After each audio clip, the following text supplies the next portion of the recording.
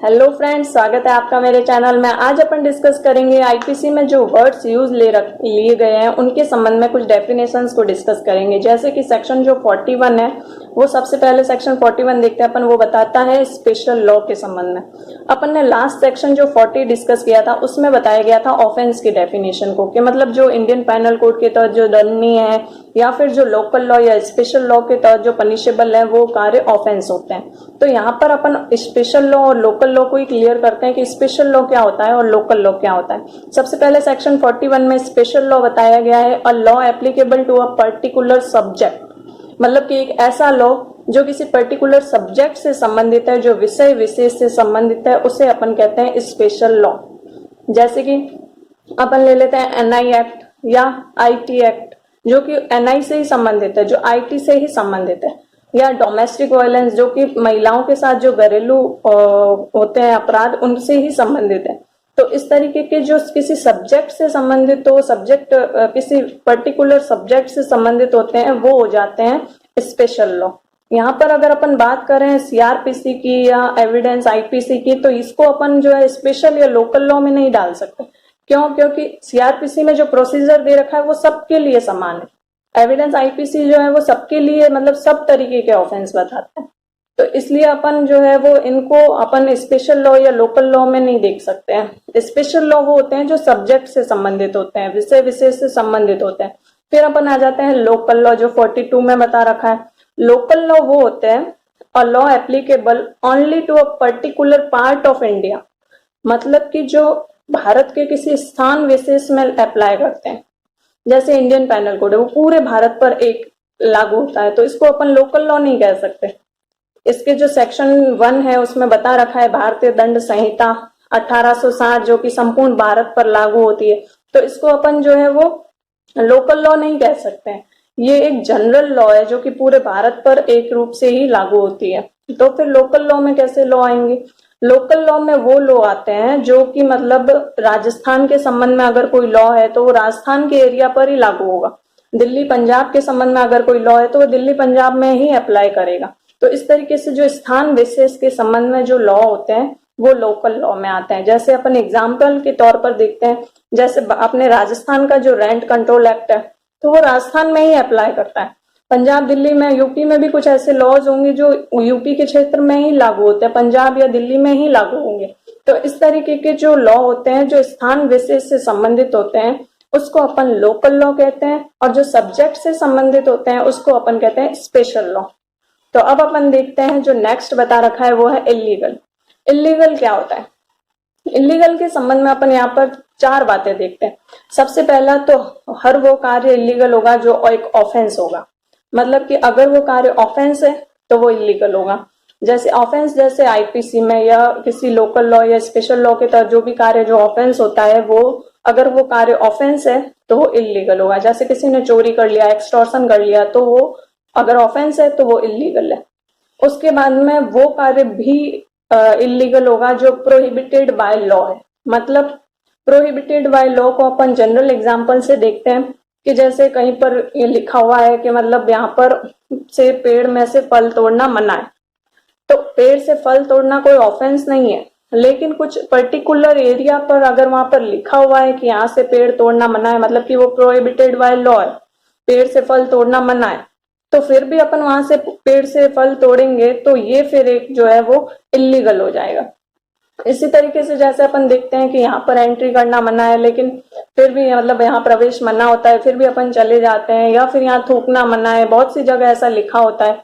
या public area पर जैसे अपन कोई शराब पी रहा होता है, तो वैसे शराब पीना खुद में एक ऑफेंस नहीं, लेकिन वो पब्लिक प्लेस पर पी रहा है, वो अजीब तरीके से आ रहा है जा रहा है, तो इस तरीके के जो कार्य होते हैं जो प्रोहिबिटेड बाय लॉ है, मतलब कि मना कर रखा है फिर भी अपन करते हैं, तो उससे जो है वो भी फिर इलीगल होगा।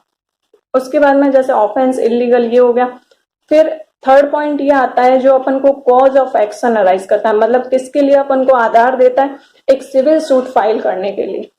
वो भी कार्य जो अपन को सिविल सूट फाइल करने के लिए एक आधार दे देता है उसको भी अपन जो है इलीगल मानेंगे। जैसे इसमें कोई ऐसा कार्य जो अपन को कोई ऐसा कॉज ऑफ एक्शन हो जाता है जिससे कि अपन किसी सामने वाले व्यक्ति पर एक सिविल सूट डाल सकते हैं। तो वो हो जाता है ये भी इलीगल होगा। जो अपन को एक सिविल सूट के लिए आधार देता है वो भी इलीगल में आता है। फिर एक लास्ट बात ये दी गई है कि कोई ऐसा कार्य है जिसको करने के लिए वो व्यक्ति वैध रूप से आबद्ध है, लेकिन उसके बाद भी वो नहीं करता है, तो वहां पर जो है वो उसको भी इलीगल में शामिल किया गया है। मतलब कि वो लीगली बाउंड टू डू है, लेकिन फिर भी वो नहीं करता है।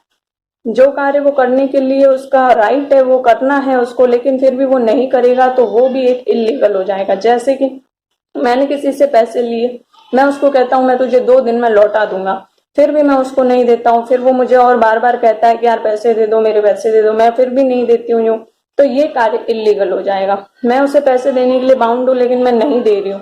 या जैसे समझ लेते हैं अपन के जैसे एक फादर है जो अपने बच्चों की फीस भरने के लिए बाउंड है, लेकिन वो 2-3 महीने निकल जाते हैं, वो फीस नहीं भरते हैं, ना कोई सफिशिएंट कॉज रखते हैं, तो इस तरीके से वो गलत फीस नहीं भरते हैं और ना कोई पर्याप्त कारण देते हैं, वहां वो फीस भरने के लिए बाउंड है। जो कार्य करने के लिए वो लीगली वो राइट रखते हैं कि हाँ उनको उनका ये कार्य करने का अधिकार है, फिर भी वो नहीं करते हैं, तो वो कार्य इलीगल हो जाता है। तो यहाँ पर इलीगल में 4 बातें बताई गई है। सबसे पहला तो ऑफेंस, अगर कोई कार्य ऑफेंस है तो वो इलीगल होगा। प्रोहिबिटेड बाय लॉ है, जैसे कि यहाँ पर थूकना मना है, यहाँ पर आना मना है, फिर भी अपन वहां चले जाते हैं, तो ये प्रोहिबिटेड बाय लॉ। उसके बाद में होता है कोई ऐसा कॉज ऑफ एक्शन या कोई ऐसा आधार जो अपन को सिविल सूट फाइल करने का राइट देता है, तो वो भी जो है वो इलीगल होगा। या कोई ऐसा कार्य जो अपन करने के लिए लीगली अपन उसको करने के लिए जो है राइट रखते हैं, लेकिन फिर भी अपन नहीं करते हैं, तो ऐसा जो कार्य होता है उसको भी जो है वो इसमें इलीगल में शामिल किया गया है। तो 4 बातें इलीगल में शामिल है। उसके बाद में अपन देखते हैं इंजरी। सेक्शन 44 जो है वो इंजरी को बताता है। इंजरी में क्या क्या शामिल है? इंजरी में भी कुछ तरीके की इंजरी शामिल है, जैसे कि सबसे पहली फिजिकली, मेंटली, या फिर जो है वो उसको अपन बोलते हैं फिजिकली, मेंटली, प्रॉपर्टी के संबंध में भी होती है, और एक होती है रेपुटेशन के संबंध में। तो इंजरी अगर देखें अपन, तो इंजरी खाली बॉडी को ही इंजरी नहीं होती है। इंजरी के संबंध में बॉडी, माइंड, रेपुटेशन और प्रॉपर्टी के संबंध में भी हो सकती है। तो कोई भी ऐसा कार्य जो इलीगली किया जाता है या अवैध रूप से किया जाता है, जिससे कि किसी व्यक्ति को हानि पहुंचती है, उसको क्षति होती है शारीरिक रूप से, मानसिक रूप से, या उसकी प्रॉपर्टी को या उसकी रेपुटेशन को, तो वो जो है वो इंजरी हो जाती है। तो यहाँ पर अपन देखते हैं इंजरी में जैसे प्रॉपर्टी की इंजरी भी हो सकती है, माइंड की भी, जैसे प्रॉपर्टी की कैसे, जैसे कि मेरी बाइक खड़ी है, कोई गिरा देता है तो वो टूट जाती है, या मेरी संपत्ति, मेरा एरिया है, उसमें कोई आकर गलत तरीके से उसका यूज करता है, तोड़फोड़ कर देता है, तो ये प्रॉपर्टी की इंजरी हो जाती है। या फिर माइंड के संबंध में जैसे किसी को गाली गलौज करना, गलत सलत बोलना, किसी को तेज तेज बोलना, प्रताड़ित करना, तो इस तरीके से ये माइंड मेंटली भी जो है इंजरी होती है। उसके अलावा अगर अपन देखें कि प्रॉपर्टी की हो गई, मेंटली हो गई, और फिर आती है शारीरिक, तो फिजिकली कैसे होती है कि किसी को धक्का दे देना, थप्पड़ मार देना, इस तरीके से, तो इस तरीके की इंजरी जो है फिजिकली हो जाती है। फिर जैसे कि एक दे रखा है रेपुटेशन के संबंध में, कि जैसे कुछ एक व्यक्ति है जिसकी रेपुटेशन को खराब करने के संबंध में अपन कुछ बोलते हैं, जैसे बोलते हैं ना उसको कि लांछन लगा देना, या ऐसा कुछ वर्ड बोलना जैसे कि वो चोर है, लेकिन वो चोर नहीं होता है, फिर भी सबके सामने ऐसा बोल देना जो उसकी रेपुटेशन को खराब कर देता है। तो इस तरीके के जो कार्य है वो इंजरी में शामिल है। इंजरी में खाली फिजिकली या मेंटली इंजरी ही नहीं होती है, उसमें जैसे कि प्रॉपर्टी के संबंध में भी इंजरी हो सकती है, या फिर रेपुटेशन के संबंध में भी हो सकती है। तो यहाँ सेक्शन 44 में यही बता रखा है कि शारीरिक, मानसिक और ख्याति के संबंध में और प्रॉपर्टी के संबंध में भी इंजरी हो सकती है। सेक्शन 45 जो है वो लाइफ को बताता है, और सेक्शन 45 ये बताता है कि जब तक ये कुछ साबित ना हो तब तक लाइफ के संबंध में ये समझा जाएगा life of a human being, मतलब कि एक ऐसे व्यक्ति की लाइफ, एक जीवन जो है वो मानव के जीवन का घोतक है। जब तक ये कुछ साबित नहीं किया गया, यहाँ पर कुछ नहीं क्लियर किया गया है कि यहाँ पशु पक्षी की लाइफ की बात हो रही है या किसी जानवर की लाइफ की बात हो रही है, तब तक लाइफ के संबंध में यही समझा जाएगा कि वो एक मानव की लाइफ की बात हो रही है। तो सेक्शन 45 लाइफ के संबंध में यही बताता है कि जब तक लाइफ के संबंध में ये क्लियर नहीं हो जाता है, अगर किसी अदर मानव के अलावा किसी और की लाइफ की बात हो रही तो वहां पर ये क्लियर होना चाहिए। तो जब तक ये क्लियर नहीं है कि वो किसी और की लाइफ जैसे जानवर की या किसी भी पशु पक्षी की लाइफ की बात हो रही है, तो वहां पर उसके संबंध में यही समझा जाएगा कि वो जो है वो एक ह्यूमन की लाइफ की बात हो रही है। उसी तरीके से जो सेक्शन 46 है वो डेथ को बताता है। तो डेथ के संबंध में भी यही है कि जब तक ये कुछ साबित नहीं किया गया है या डेथ के संबंध में क्लियर नहीं है कि वो पशु की डेथ की बात है या पक्षी की डेथ की बात है, तो वहां पर यही समझा जाएगा कि वो एक मानव की डेथ की बात हो रही है, एक ह्यूमन बीइंग की डेथ की बात हो रही है। यही सेक्शन 45 और 46 बताते हैं कि जब बात लाइफ और डेथ की है तो इंडियन पैनल कोड के संबंध में जब तक ये कुछ साबित नहीं हो जाता है या यहाँ क्लियर नहीं किया गया है कि वो एक जानवर की या एक पक्षी की डेथ की बात हो रही है, तो वहां पर उस डेथ या उस लाइफ के संबंध में यही समझा जाएगा कि वो एक ह्यूमन मतलब कि एक मानव की ही डेथ या लाइफ की बात कर रहे हैं।